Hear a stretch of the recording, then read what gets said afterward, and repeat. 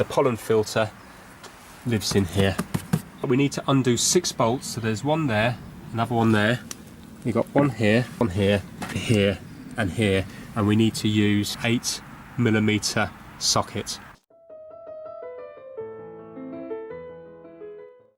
Okay, and to remove it, it's nice and simple. We just lift it up and it breaks the seals here and here. So we'll pull that off there and there. And if you have a look underneath, that's the pollen filter. Now, to remove the pollen filter, all we need to do is just unclip it from here, here, and here. When you get your new filter, it's just reversal of what you've just done.